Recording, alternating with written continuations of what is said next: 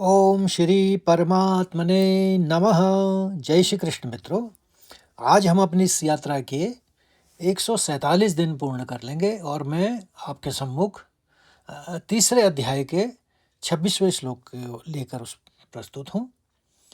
यह श्लोक एक शिक्षक, मार्गदर्शक या लीडर के लिए बहुत व्यवहारिक दृष्टिकोण देता है।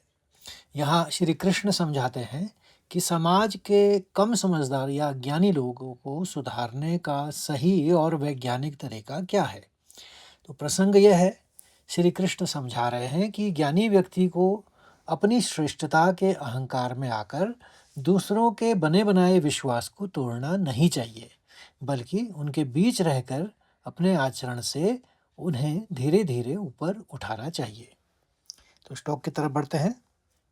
न बुद्धिभेदै जन्येद अज्ञानां कर्मसङ्गिनां जोषयेत सर्वकर्माणि विद्वान् युक्तः समाचरन्। एक बार और सुनिए।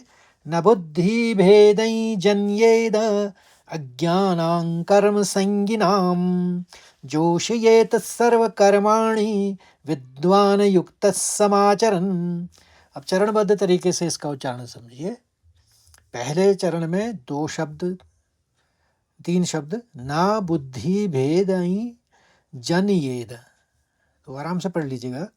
न बुद्धि भेदई जन्येद। दूसरे चरण में दो शब्द हैं, अज्ञानां और कर्म संगिनाम। अज्ञानां कर्म संगिनाम। तीसरा चरण में एक ही शब्द है, तो इसको दो शब्दों में तोड़ लीजिए, जोशयेत सर्वकर्माणि। जोशयेत सर्वकर्माणि। और आखिरी चरण में दो ही शब्द हैं, विद्वान युक्तस और समाचरन। विद्वान युक्तस समाचरन। अब एक बार और मैं दोहराता हूँ। न बुद्धि भेदै जन्येद अज्ञानां कर्म संगिनां जोषयेत सर्वकर्माणि विद्वान युक्तः समाचरन्। अब इसके शब्दार्थ और भावार्थ को भी समझ लेते हैं। ना मैंने नहीं, बुद्धि भेदम बुद्धि में भ्रम, कंफ्यूजन या डाउट। जन्येत उत्पन्न करना चाहिए। अज्ञानाम अज्ञानी पुरुष की, जो कि गहराई को नहीं समझते। यहाँ पर गहराई का मतलब पानी की गहराई से नहीं है, बल्कि आत्मा की गहराई से है। कर्म संगिनाम कर्मों में आसक्ति रखने वाले की, जोशयेत प्रेरणा देनी चाहिए या लगाना चाहिए। सर्व कर्माणि समस्त कर्मों में, विद्वान ज्ञानी पुरुष को, युक्त योग युक्त या संतुलित होकर, समाचरण अच्छी तरह आचरण करते हुए।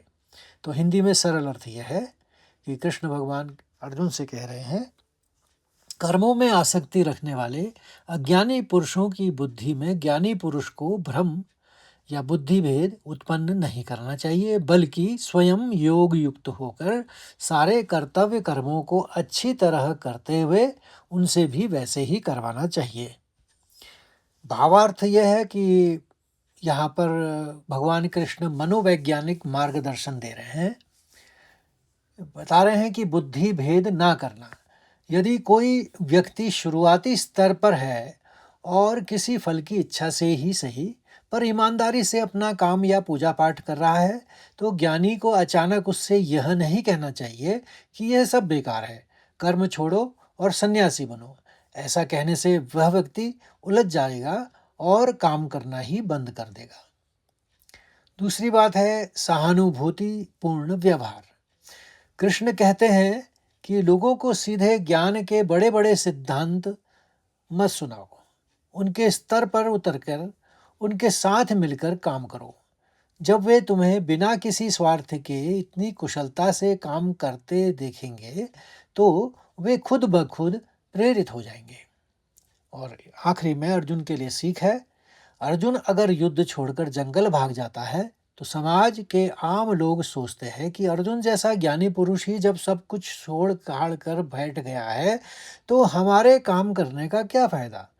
कृष्ण कहते हैं कि अर्जुन, तुम मैदान में डटे रहो, पूरी कुशलता से युद्ध करो ताकि साधारण लोग भी अपनी चुनौतियां से लड़ना सीखें।